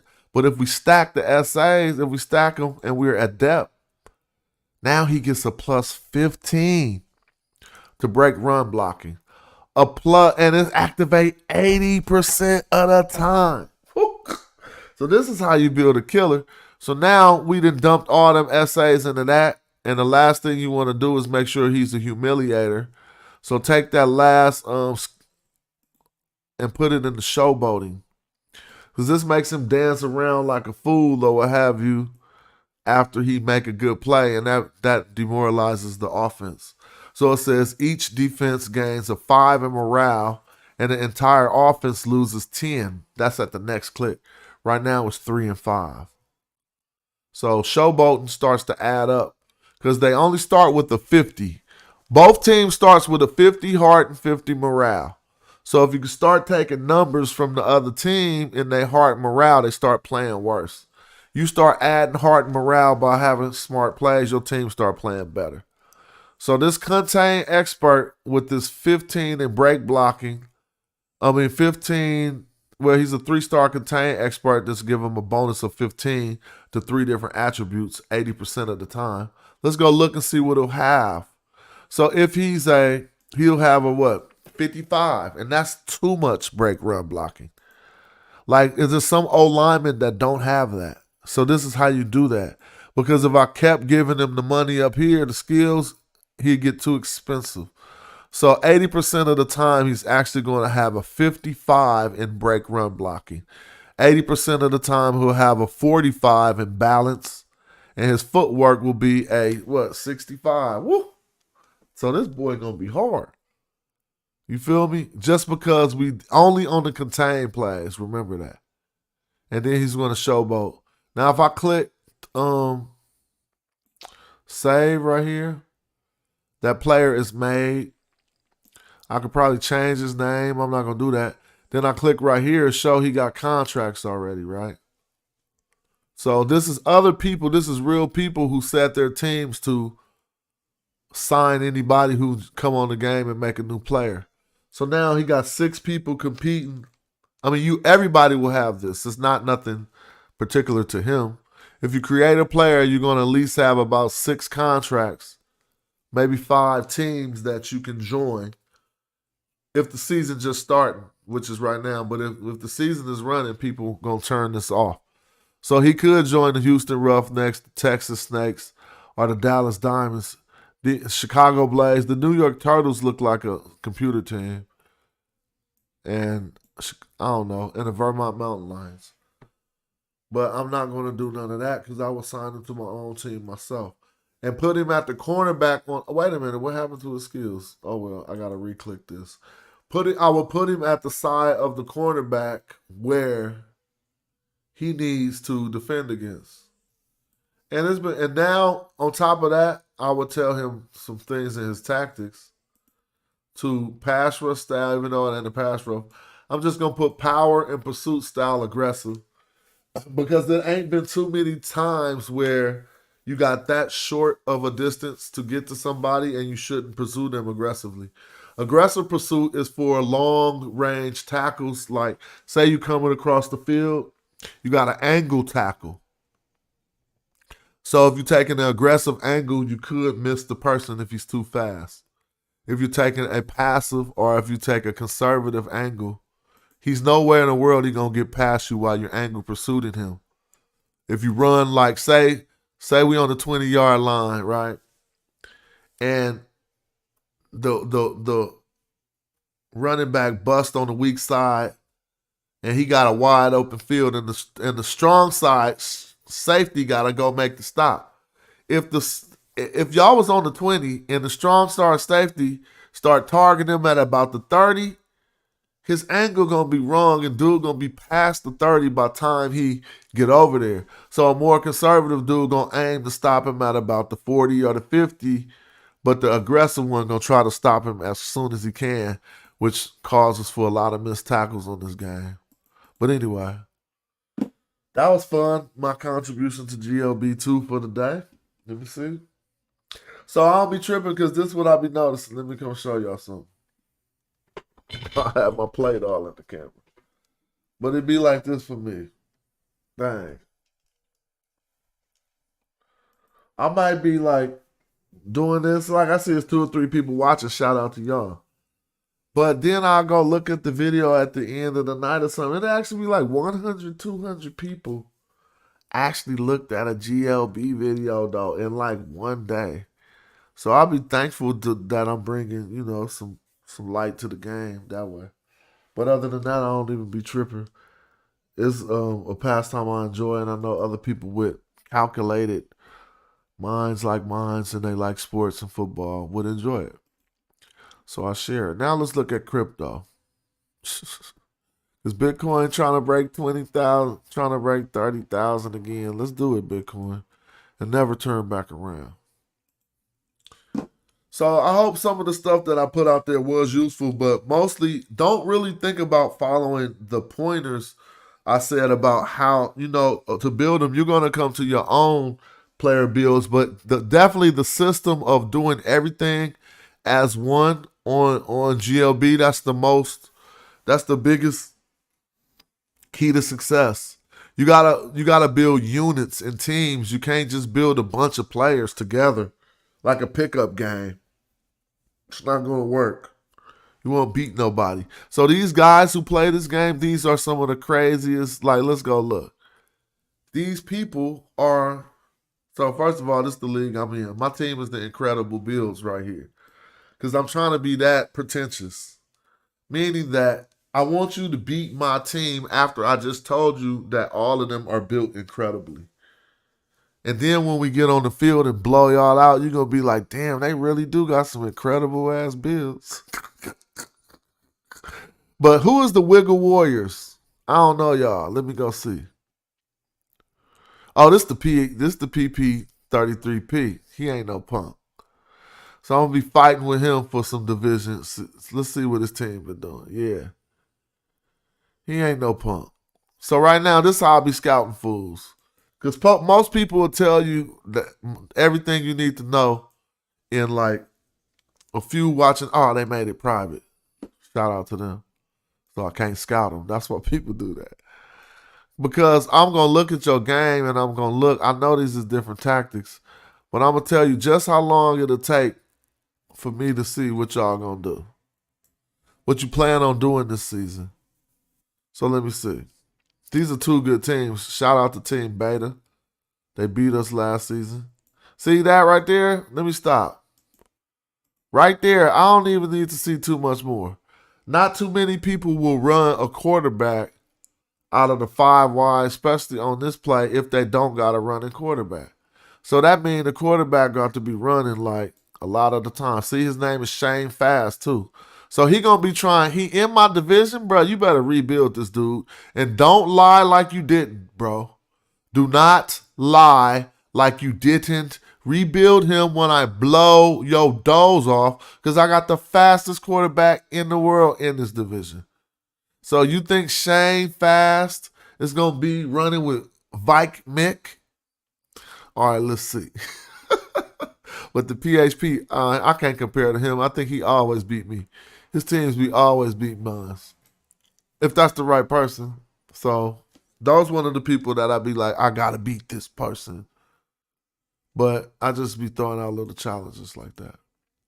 So he got Shane Fast and already figured it out. From his name, Shane Fast, and from the first play that I just seen, I'm going to say that Shane Fast is going to keep on running the ball. Let's see. Here goes a screen. So we seen a quarterback run in the screen. Yep, okay, I definitely don't know. Don't be that predictable. See, here comes another screen. So I can almost turn it off. You see? Now the dude that we just built is built to shut this team down.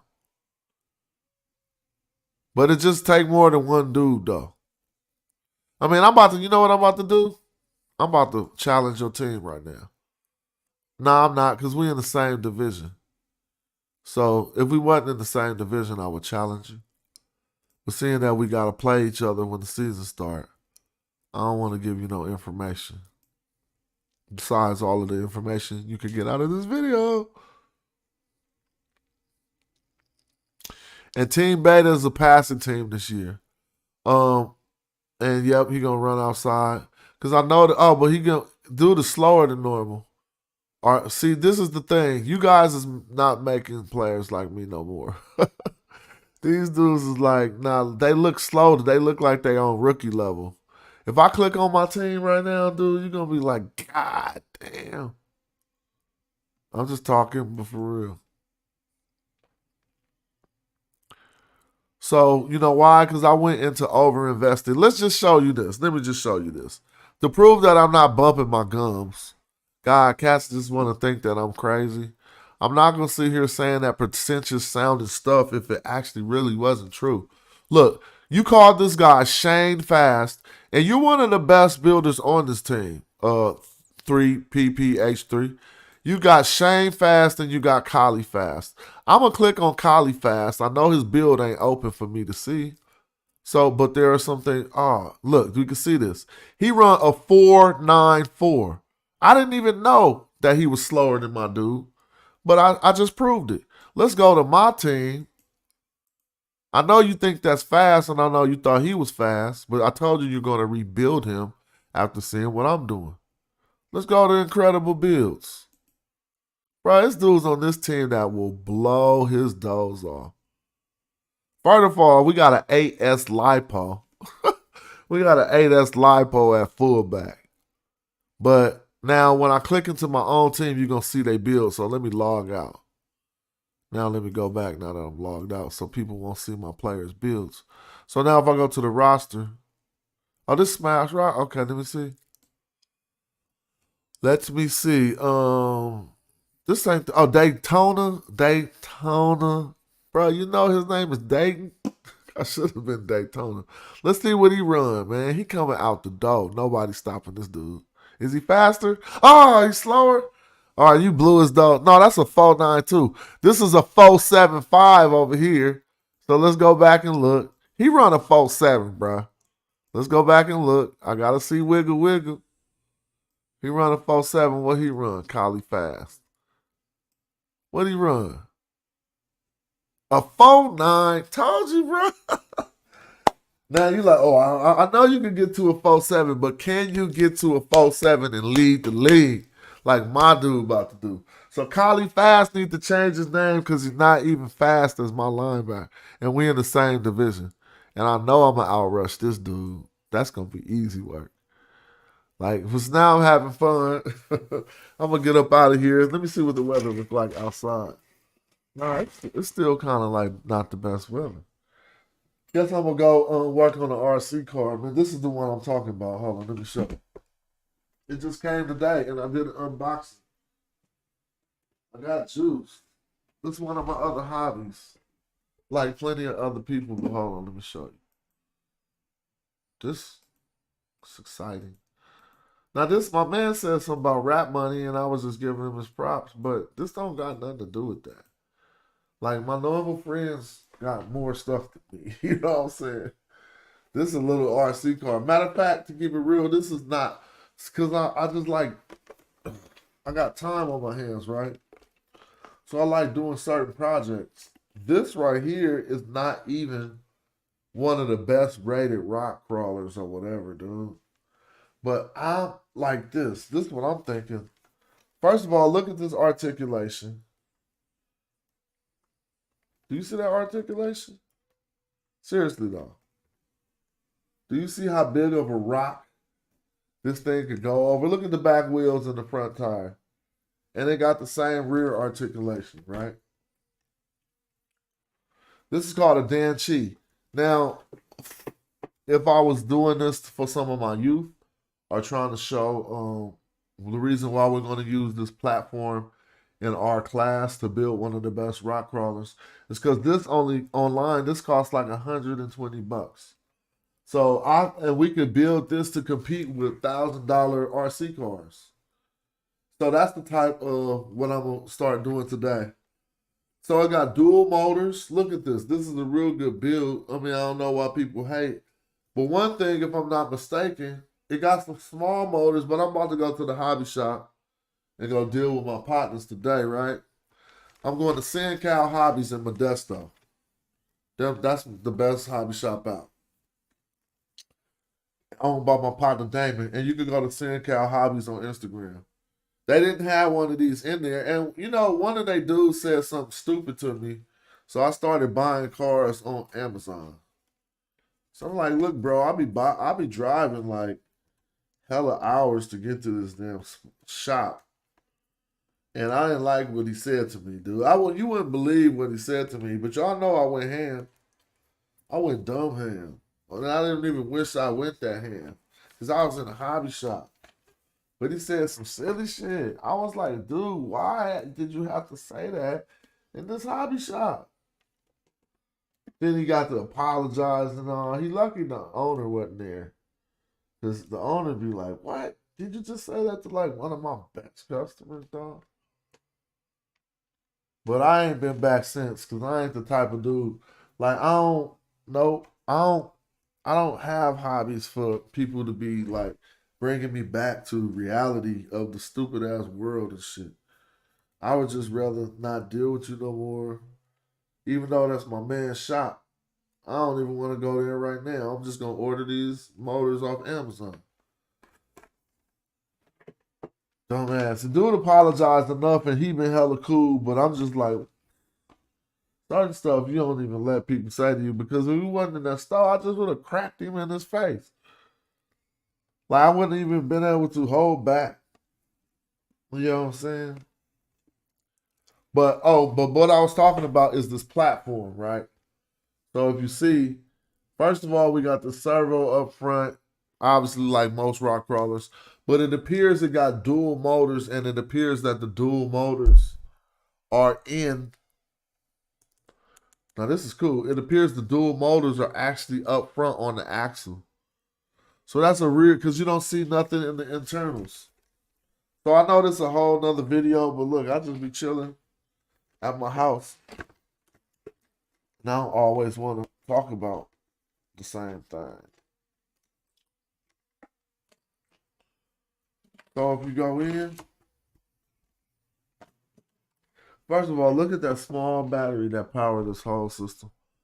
But if you could look inside of there,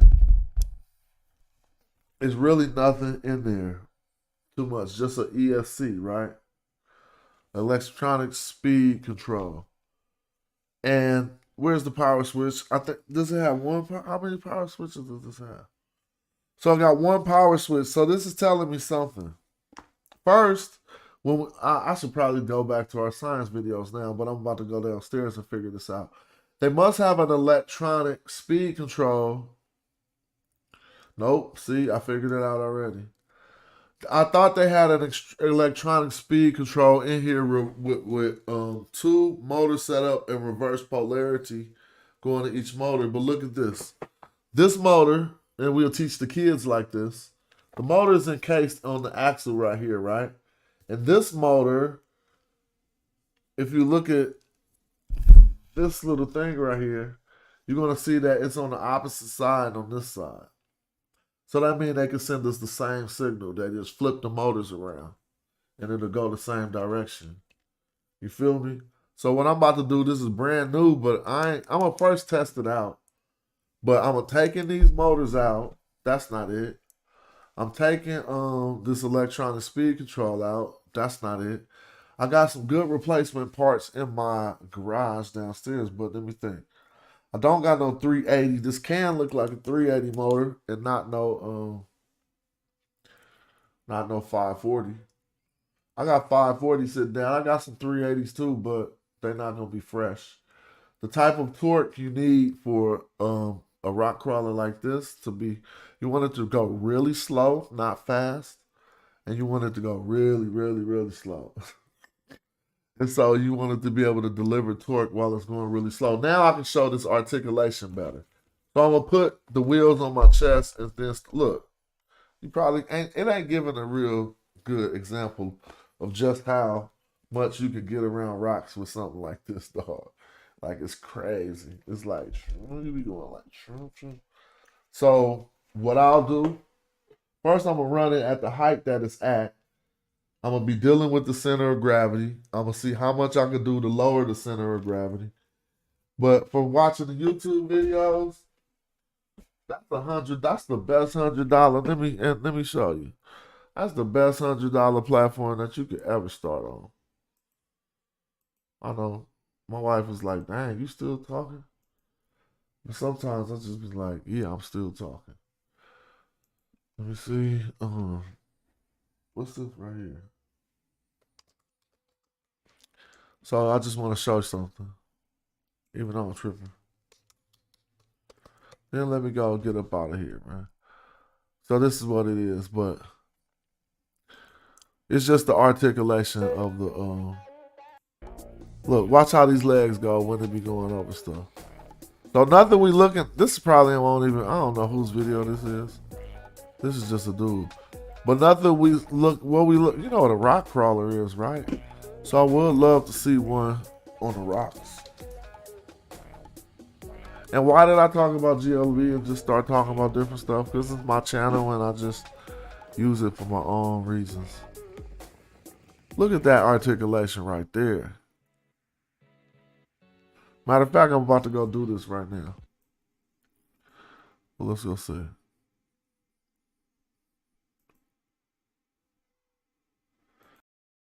So I got a bunch of RCs that are for going fast, but this is a different hobby. It's rock crawling to see who could build a device that could get to the top of some steep ass rocks like that, and your car's still going.